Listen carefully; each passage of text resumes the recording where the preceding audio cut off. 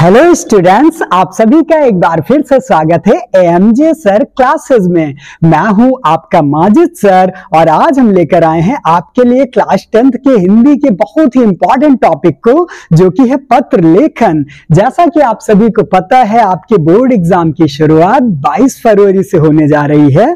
तो आपको क्या करना है, क्योंकि 22 फरवरी को आपके पेपर की शुरुआत हिंदी के पेपर से है, तो आपको अब थोड़ा सा हिंदी के सब्जेक्ट को ज्यादा टाइम देना है और बाकी टाइम में बाकी जितने भी आपके सब्जेक्ट्स हैं उन पर भी मेहनत करनी है। इस पॉइंट को आप लोग याद रखेंगे। आपको ऐसा नहीं कि सिर्फ हिंदी ही सब्जेक्ट पे वर्क करना है, क्योंकि आपका हिंदी का पेपर पहले है 22 फरवरी से है, तो यानी कि आपको हिंदी को ज्यादा टाइम देना है, हिंदी की ज्यादा अच्छे से तैयारी करनी है और बाकी सब्जेक्ट पर भी आपको फोकस रखना है। उनके लिए भी अपना एक टाइम शेड्यूल सेट करके अपने हिसाब से उसको भी आपको पढ़ना है। तो आइए, यहाँ पे आपको लिखा हुआ दिख रहा है पत्र लेखन। तो सबसे पहले मैं बता दूं कि पत्र लेखन आपको कितने अंक का मिलने वाला है आपके एग्जाम में। तो पत्र लेखन जो है वो बहुत ही इंपॉर्टेंट है आपके लिए, क्योंकि ये कंफर्म टॉपिक है जो कि आपको आपके एग्जाम में मिलने वाला है। तो ये सबसे पहले मैं आपको बता दूं, ये 4 अंकों का आपके एग्जाम में मिलेगा, यानी कि इस वीडियो से ही आपको 4 अंक कंफर्म हो जाएंगे। तो चलिए अब बिना देर किए हुए अपने इस पत्र को हम लोग शुरू करते हैं। तो सबसे पहले आपको समझना है ये पत्र किस लिए लिखा गया है।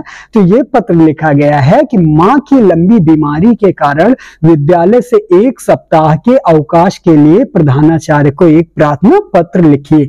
तो मां की बीमारी के लिए। तो चलिए, सबसे पहले आपको ध्यान रखना है इस पत्र में हमने क्या किया है। आप लोग देखिए कैसे पत्र की शुरुआत करते हैं। सबसे पहले हमने लिखा है सेवा में, क्योंकि प्रधानाचार्य को लिख रहे हैं आप, तो कॉमा लगा कि हमने क्या किया यहाँ पे, श्रीमान प्रधानाचार्य, राजकीय इंटर कॉलेज अमेठी उत्तर प्रदेश। उसके बाद आपको पत्र लेखन में सबसे इंपॉर्टेंट पॉइंट जो कि मैं आपको बता रहा हूं, विषय आपको डालना है। और विषय, क्योंकि मां की बीमारी के कारण आपको छुट्टी मांगनी है, छुट्टी के लिए प्रार्थना पत्र देना है।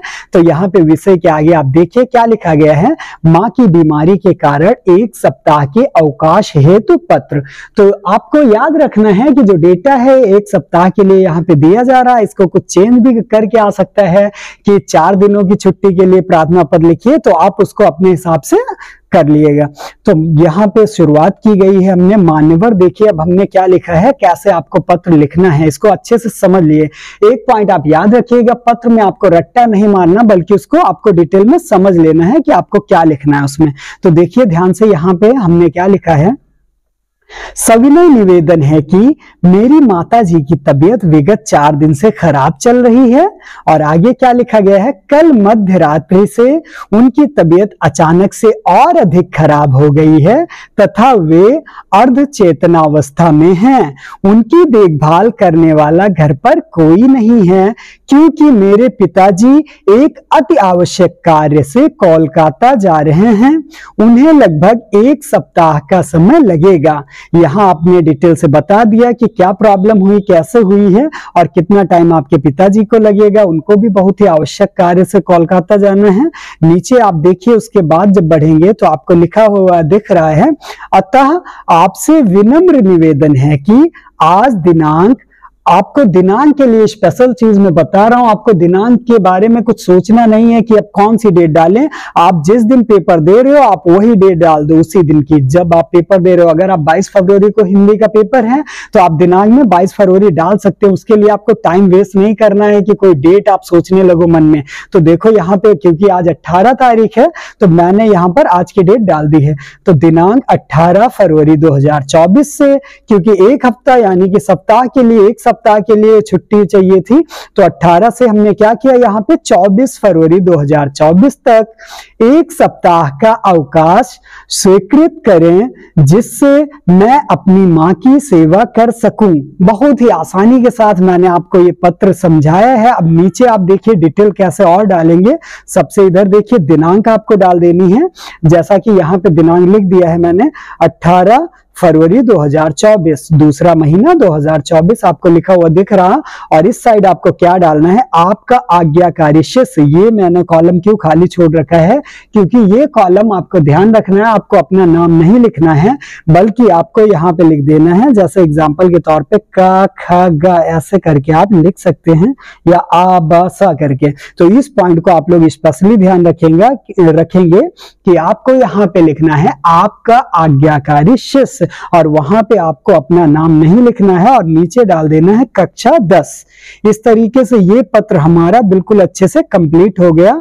यानी कि 4 नंबर आपको बहुत ही आसानी से मिलने वाले हैं अगर आप थोड़ी सी भी मेहनत करते हैं। हाँ, टॉपिक चेंज हो सकता है, जहां पे सप्ताह के लिए मां की बीमारी के कारण 1 सप्ताह के अवकाश के लिए प्रार्थना पत्र आया है, यहाँ पे दूसरे प्रार्थना पत्र आ सकते हैं। आपको रट्टा नहीं लगाना है, मैंने पहले भी बताया, आपको समझना है दूसरा प्रार्थना पत्र कौन सा आ सकता है। जैसे एक प्रार्थना पत्र शुल्क मुक्त के लिए बहुत ज्यादा आता है, तो उसमें भी आपको ऐसे डिटेलिंग डालनी है।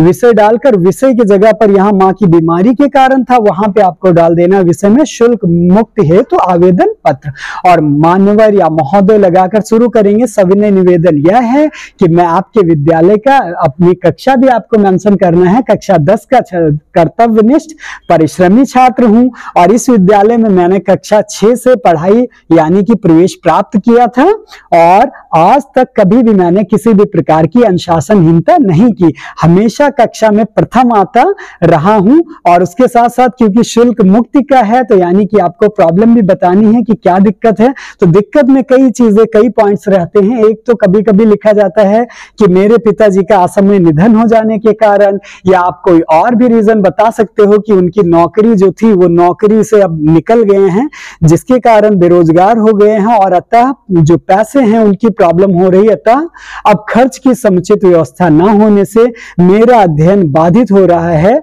आपसे निवेदन है कि मुझे शुल्क मुक्ति प्रदान करें। तो इसको आपको याद रखना है कि बहुत ही अच्छे से इन टॉपिक्स को आपको समझना है, आपको रट्टा नहीं लगाना है। और ये 4 नंबर बिल्कुल आपके लिए तैयार रखे हुए हैं आपके एग्जाम में। उम्मीद करते हैं पत्र लेखन का तरीका आपको समझ में आया होगा। आपको एक पॉइंट में बहुत ही इंपॉर्टेंट है पत्र लेखन में, उसे भी बता दूं, वो ये है कि आप जो ये लाइनिंग देख रहे हैं यहाँ पे, क्योंकि ये एक ब्लैंक पेज लिया गया है, आपको जो कॉपी मिलेगी आपके एग्जाम में उसमें लाइनिंग रहेंगी। तो ये जो लाइनिंग आपको दिख रही है, ये एक लाइन में होनी चाहिए। हल्का सा इधर जा रही है, ज्यादा थोड़ा सा डिफरेंस आया है, बट आपको ऐसे इस लाइन को ध्यान रखना है कि ये जितना लिखना है आपका एक लाइन में यानी कि एक सीध में होना चाहिए।